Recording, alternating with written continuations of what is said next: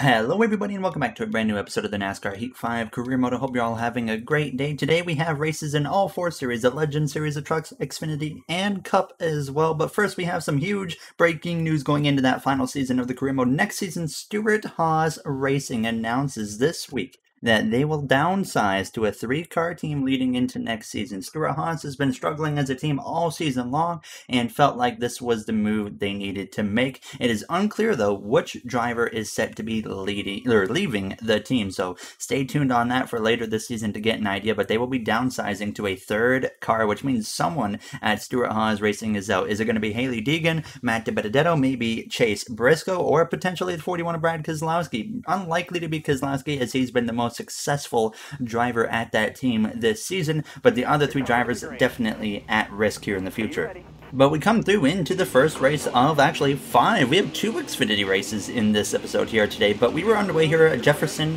Raceway. Is a dirt road course here in the Legend Series, and I obviously, as you guys have been able to tell, not very good when it comes to dirt racing, so I was definitely ready for the challenge. It was a road course, so I felt like I might have a better chance to get a top 10 here today. Only 3 laps. Joey Stone, he actually had gone for a spin there just behind us now as we would come through making some contact with Austin Dillon, and I was getting aggressive. I was getting very physical throughout the field, but obviously I wasn't going very far. Ryan Newman, shocker, once again, was out front, so I'm going to 100% lower his rating because I don't know how the heck he's so fast. And I looked at his rating when I was giving him the name Ryan Newman, and I was very surprised at this point to see he's doing so well. So now as we came through straight to the final lap, there was actually a crash in front of us as I got into Kyle Busch. I actually spun Kyle Busch out, I believe that was, now as we would all of a sudden be up in a P10, and that's where we would come through to finish. We would come through for a top 10 finisher in the Nationwide at 25, and you're going to see the rest of the finishing order on your screen. So Newman wins again. Shocker there, but we had some content creators up inside the top 10. Of course, you got myself, you got Michael Cozy Jr.,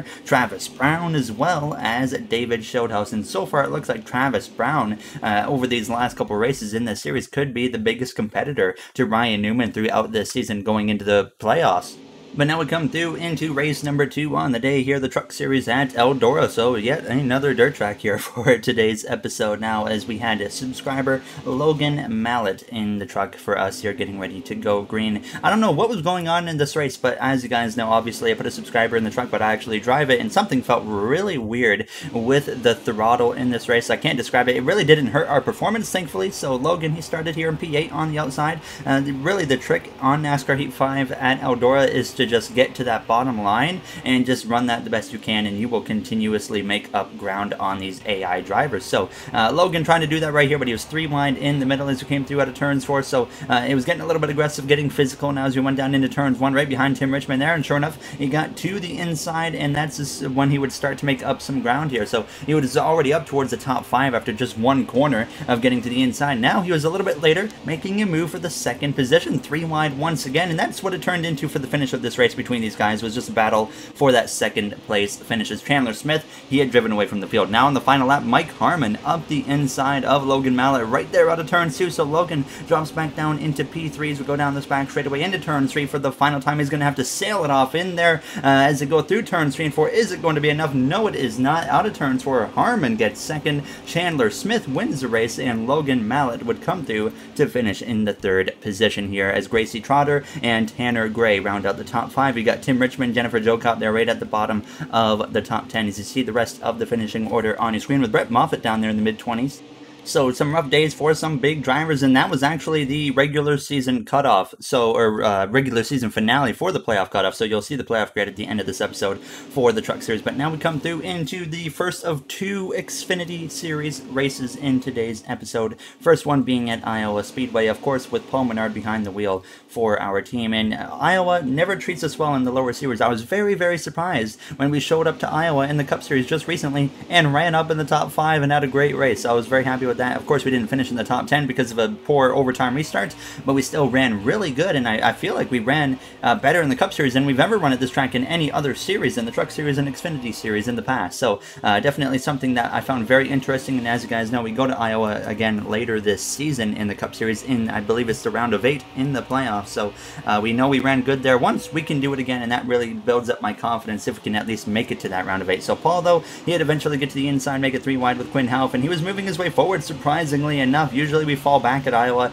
but he had it going for him here today as he went down through turns 1 and 2, making up more ground, but his ground that he was making up would really fall off towards the end, and actually he ended up losing a few spots, including the 8 of Landon Castle, who was able to get by him. This now being the final lap, by the way, here in Iowa, as we went down this back straightaway side by side with Landon Castle into turns 3 and 4. Quinn Helf just behind us. They're going to be 3 wide with Castle and Kevin Magnussen out of turns 4, but not going to be enough for either of them, so Paul Menard is going to have to come through to settle in just behind that 8 of Landon Castle and hold on to a 13th place finish. So not the greatest finishing position in the world, as Justin Allgaier would pick up the victory, but still, when it comes to Iowa, I was actually pretty happy with 13th place. I forgot to change Paul's name again, by the way, to Paul Menard, so it says Gary Owen in there, but you guys know that is, of course, what we consider Paul Menard to be behind the wheel.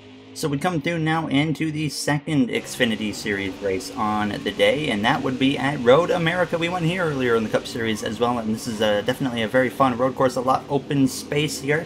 Now, as there's no walls on really either side that's really close to you, so you can really get aggressive here, get physical, and go wide a little bit and really not pay the price. So you see Paul being very aggressive there, and we cut to a little bit later, and he was just continuously making up some ground here in the Henry 180 at Road America, now passing the 11 of AJ Allmendinger right there as it came through out of the right-hander, and that was pretty much the rest of the racing battles that Paul had. So we come straight through onto this final lap, out of the final turn, down the front straightaway, so not a top 10 in Iowa, but we would back it up here with a top 10 in the next race from Road America as Paul goes down this front straightaway for the final time and crosses the line for a pretty solid finish. We started at the back of the field because we failed inspection, so we rebounded to P7 as Canadian Alex LeBay would end up winning the race here at Road America. So very cool to see LeBay pick up the victory. Sheldon Creed outside of the top 10 along with Rajah Caruth as well as Tony Bradinger.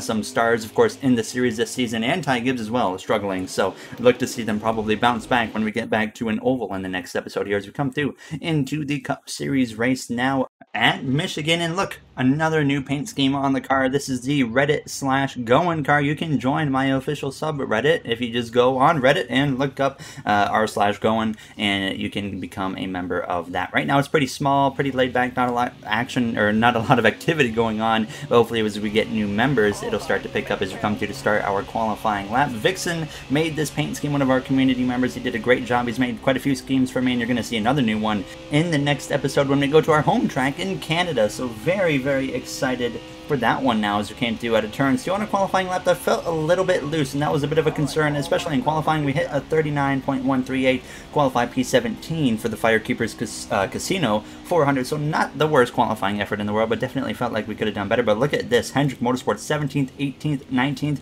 and then we got Kyle Larson up there in P8. Matt DiBenedetto on pole. He has a win this season, so I would assume he's one of those drivers that's probably safe from losing his ride at SHR, and it might be Haley Deegan or Chase Briscoe, really the ones at risk of losing their SHR ride at the end of this season. So it'll be interesting to see what happens there. Stay tuned for that, of course, now as we come through, getting ready to go green for the Firekeepers Casino 400 here from Michigan International Speedway. Alright boys, I don't know what to expect today. The car didn't feel great in qualifying, which is a little bit odd, but I mean, usually we can get up inside the top 10 here, so let's go today. Let's have a good one. Alright, so there you hear myself on the radio now, getting ready to take the green flag from Michigan now. As you see, Joey Logano failed pre-race inspection. He is starting at the back along with Christopher Bell, who had an engine change after qualifying. So, two drivers with multiple wins, actually. Both have 2 wins on the season. They are locked in the playoffs, and along with ourselves, we're locked in with 1 win as well. And there's only, I think, 2 positions left already on points in the playoffs. It's getting very close, down to crunch time here in the regular season. Just a handful of races left before the playoffs start as we are underway here from Michigan International Speedway. Of course, you guys know the playoff picture currently. Noah Gragson, Chase Elliott, the last couple guys in on points, and then it's guys like our other teammates of Alex Bowman, Kyle Larson trying to fight their way in, and then you got a guy like Chase Briscoe who's quite a ways out but still not fully out of reach. I think today's really going to be the deciding race to determine what the situation is for Chase Briscoe, if he can point his way in or if he has to win his way in. And Chase Briscoe has never gone a career mode season since he's come into the Cup Series without a victory, and I think he's always gotten a victory in the regular season as well, so he really needs to step it up though if he wants to get into the playoffs this season now, as we've had so many different winners. You see some 3-wide action with Noah Gragson right there. Definitely I try to race a lot more careful right now because we have that win. We're locked into the playoffs, so I don't want to mess with a guy like Gragson. I don't want to mess with a guy like Chase Elliott, of course, either, so I'm being very careful around those guys. And as well, we want to help our teammate like Chase Elliott, like Alex Bowman, and Kyle Larson as well, because right now we're at risk of a potential situation where we could be the only Hendrick Motorsports car in the playoffs here at the end of the regular season, and we would have very little help. Of course, we would have our Alliance teammate of William Byron, who's up our inside right now. He has 2 wins on the season, so he's locked in, guaranteed. And our, of course, own driver for our own team at Going Racing with Daniel Suarez, he has a win. He's back from injury. He's in the top 30 in points right now, so hopefully he remains in the top 30, and that way we'll have at least 2 Alliance teammates to help us a little bit, and that would kind of make up for the situation of if there's no Hendrick Motorsports cars other than ourselves in the playoffs. So we're definitely going to be keeping a big eye on the playoff picture, and of course we could just make it easy today and get the 48 or the 9 or the 5 to victory lane and just hopefully somehow pull that off for the next few races and get everybody to victory lane. But even then, if we have every Hendrick Motorsports car win at this point, that means that someone with a win already is actually going to get knocked out. So it's a very interesting playoff scenario that we haven't really dealt with before, and I thought last season's was crazy, but this one's getting even crazier. But now, focusing back on the action on the track, Noah Gragson had gotten to the lead. He was leading the way here in stage 1, and I was struggling now. The 42 of Reddick, the 12 of Hemrick, they all got past me. I was trying to pass Byron, couldn't get past him, and in my attempt to get past him, we lost connection with guys like Reddick as well as Hemrick. So now, we were just kind of chilling here in P8, and I knew if I passed Byron, I couldn't go anywhere because I had no draft help. But a caution actually comes out right there and saves that now, as a couple guys are bidding like the leader of Noah Gragson, Alex Bowman, Ryan Priest, Christian Eckes, Anthony Alfredo, as well as Stenhouse and Austin Dillon, and potentially Todd Gilliland as well if he did not bring up the caution. So a very interesting strategy call there. I could have tried that. We have a win. We don't have anything to worry about, but I didn't really see a point to that because they're going to have to pit at the end of this first stage because there's still enough laps to be run where they probably will not risk staying out at the end of stage 1. It's only 4 laps to go, but I still think it was enough time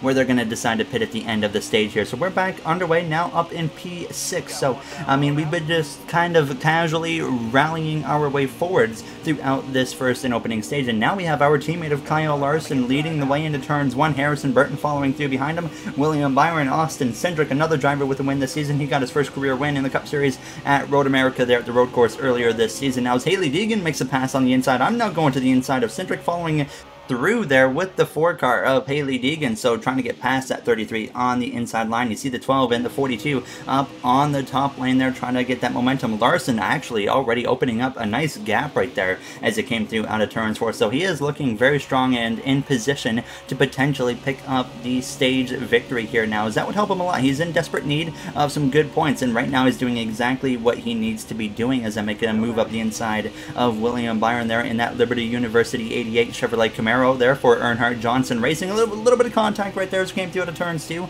with Byron, so now we're side by side, and I struggled to pass this guy earlier, and you can see I was struggling again to get past the 88 of William Byron, and now we were starting to lose connection again when we get this side by side battle going, but there we clear Byron. But now I'm pushing up the track because I already sailed it off in there, and now Hamlin and Cole Custer in the 29 and 11 car go 3 wide with me. They both get past now.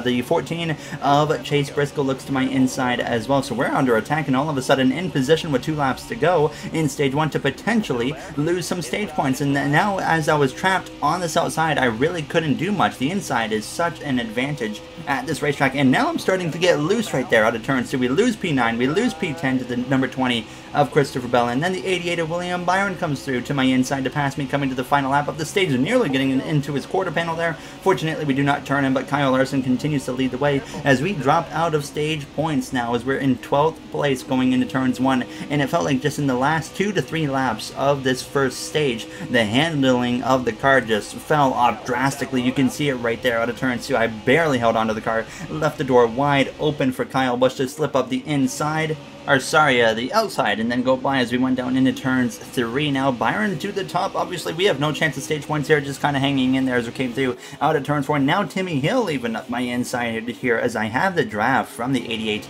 of William Byron, and as we barely cross the line in front of that 40 car, we have to settle for the 13th place finish here in stage 1. So not what we were looking for. We know we have a car that can almost contend in the top 5, so it was kind of odd to see the car just fall off so drastically. That's nothing new. we've dealt with this in the past, so of course, I'm looking at making adjustments to the car here. As Kyle Larson, by the way, did win stage 1, but you see me put up the wedge a little bit because I had come to that realization that it got really loose at the end, so I also put down the right rear tire pressure. I was considering making some adjustments to the grill tape, maybe adding 5 to 10% more, but just wanted to keep it pretty basic on this first pit stop, so I just did not even touch the grill tape. And we gain 1 spot on the pit lane and get alongside Kyle Busch on P12 as we get back underway for the start of this second stage here from Michigan. And of course, for the start of stage 2, it's time to get amped.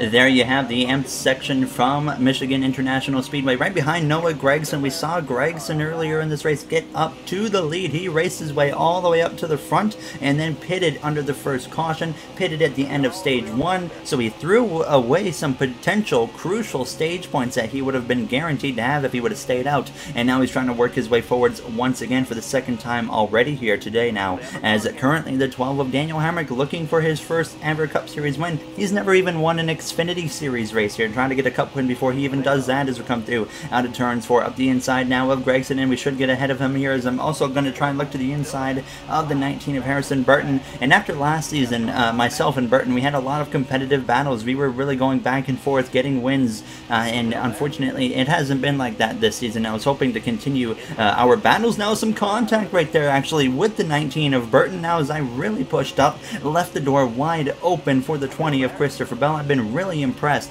with his AI this season. Bell, 2 wins on the season, by the way, now, including just recently at Bristol when he beat us. But Gregson, he would actually end up getting back past me on the inside. I realized how fast that one car is, and I think he's definitely going to be a contender in the top 5 all race long. But now on lap 5, significantly earlier than the first stage, the car was already starting to fall off. We were once again back outside of the top 10, so that was a concern. It was getting worse. Out of turns on lap 6, you can see I'm sliding around. The 14 of Chase Briscoe goes up the inside. He moves up into P11. Bubba Wallace coming from behind as well. He's already gotten a win recently at Texas Motor Speedway, I believe it was, and now he's locked into the playoffs, of course. And out of turns 4 now on lap 7, Haley Deegan had actually gotten to the lead, but now the 23 to my inside and actually bringing the 19 of Harrison Burton back with him. So definitely with 5 laps to go, it was not looking good, and I realized that we honestly probably have to reverse what we did on the pit lane there on that first pit stop. Not maybe to the full extent, but definitely go back towards what we were already at, because it was way better than what I was dealing with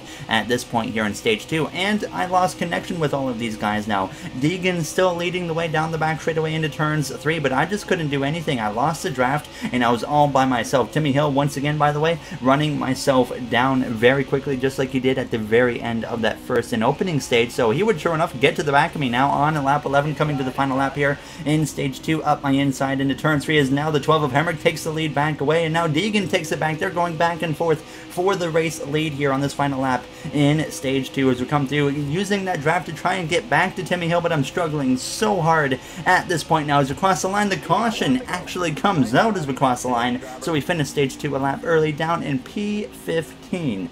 I am shocked by that, guys. Honestly, I saw what we did to the car. I would have expected it to go further ahead, but no, we went further behind. So we gotta do something here. I don't know what though.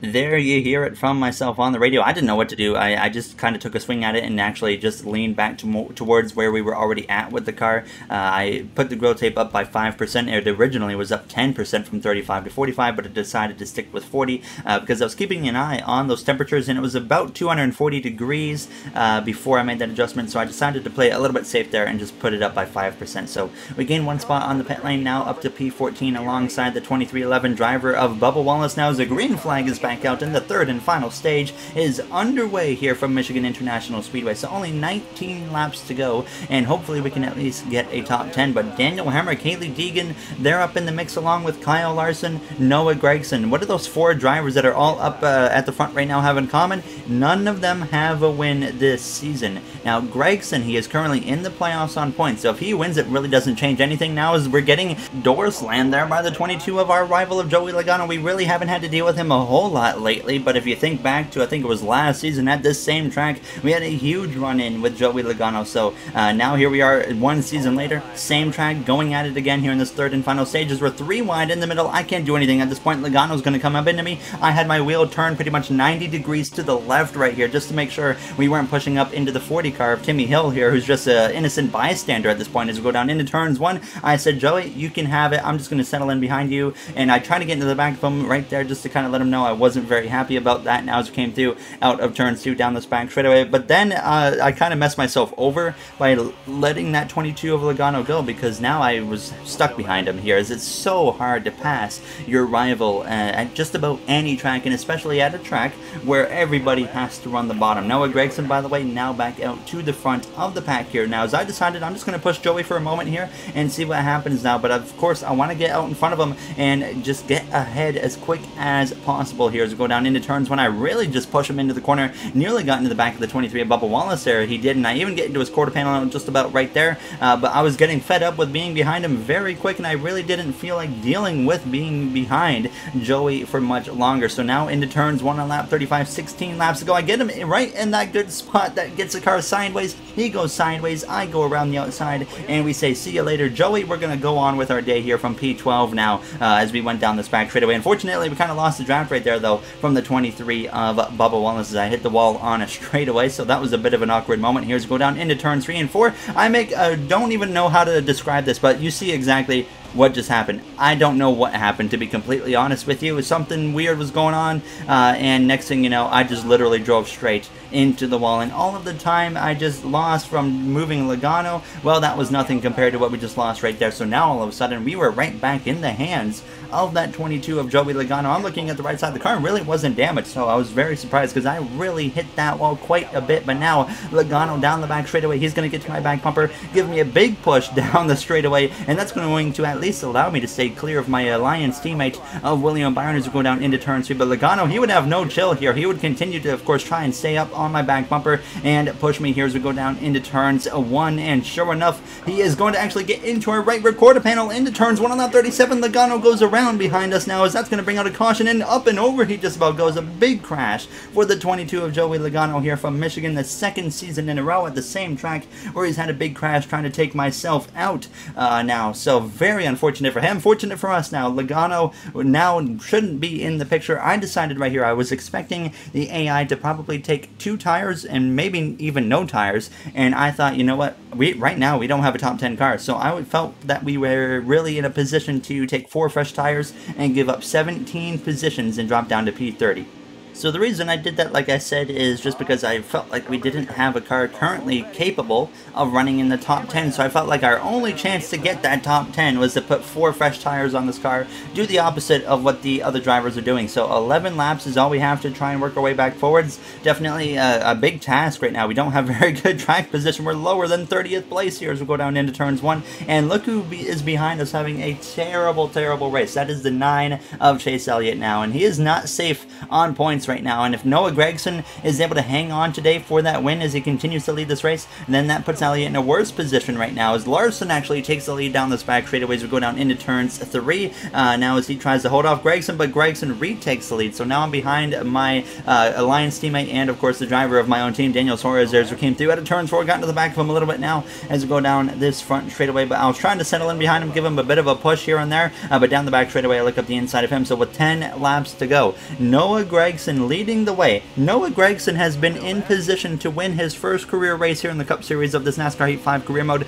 I don't even know how many times. It's been a lot. It's been probably more than 10 times, and every single time he has found a way at the end of the race to throw that win away. So I was looking at him leading here with now 9 laps ago, and I was like, he's not even a threat. He's going to throw it away. It was basically a real-life Kyle Larson where he always finds a way to just throw the win away now. Obviously, Larson just won yesterday in real life at Sonoma Raceway, but usually, of course, has that history of just choking wins away now. As I was waiting for that to happen to that one car any moment, but now coming to lap 43, and those 4 fresh tires were definitely working now, as I was up the inside of the 48 of Bowman, making a pass on him. Would have loved to see him run better now, as he's got guys like Elliott, who's right now having a rough day. This is a huge opportunity for Alex to gain a bunch of points, and right now he's not going to do that now, as he's still, of course, running significantly better than the 9 car. But as we come through under turns 2, trying to run down the 19 of Harrison Burton here as we go down this back straightaway. Burton actually drives a little bit away there as the 48 gets at my inside, but then I have that drive from the 19, so we're going to actually get closer to him, and then try and look up his inside now on lap 44, closing in on the final handful of laps of this race, and Gragson continues to lead the way. We clear Harrison Burton out of turns 4, move up into P12, but I didn't quite think we were going to have that car to get the top 10, but it's close. They're literally right in front of us for the top 10. Briscoe and Bubba Wallace now as we came through to turns 4. There's a crash behind us. Eric Jones in the McLaren 02 goes crashing and around up into the outside wall. The caution is going to come out, and that is going to end up forcing a 2-lap dash on Noah Gragson, who leads the way. If Gragson finds a way to throw it, it's going to be right here now as we restart alongside Bubba Wallace from P12.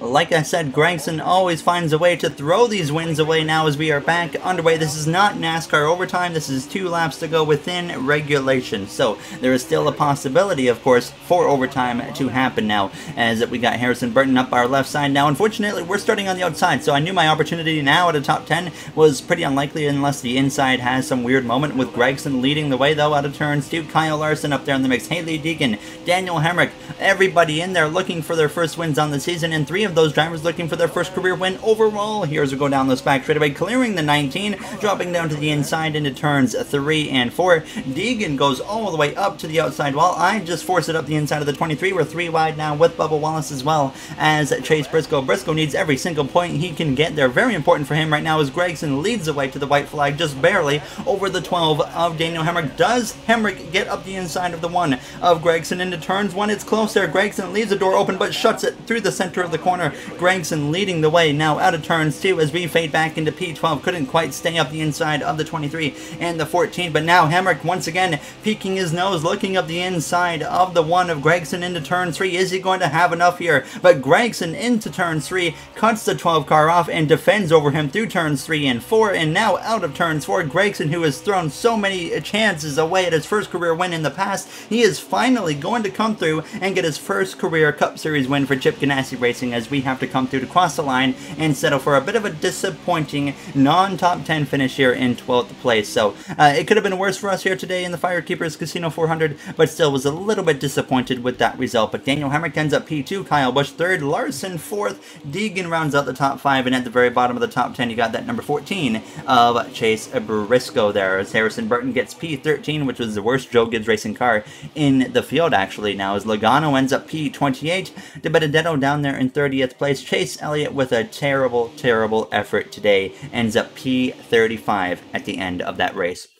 So a lot of work to do, of course, for Chase Elliott to rebound. We're going to look at the point standings for all 4 series here before we end this episode, but I am very, very excited for the next episode of this career mode. So for the first time ever in a NASCAR career mode that I've done on the channel, we get to go to my home track in the Cup Series, and that's another reason why I love mods. We can do stuff like that. We're going to Canadian Tire Motorsports Park, so I am so excited to bring that in the next episode for the Cup Series. Another road course, and I believe only 3 races remain in the regular season for the Cup Series. And you see Bowman out by 28 points, Larson 41, Jones 49 after crashing late in that race, Briscoe 81. He likely has to win at this point unless something goes unbelievably good, and Elliott is the last one on points. If you guys enjoyed, you know what to do. I'd like to thank you all for taking the time out of your day to watch this episode and others, and of course would like to say thank you to the Go On Racing members of MJ, Joseph 9001, Timothy Arline, Bubba Jr., Brett Durward, Dark Gengar Gaming, AJ Vasur, Russell Dixon, Kenneth Barnett, Dana9302, and King Matt XL. You guys help me out so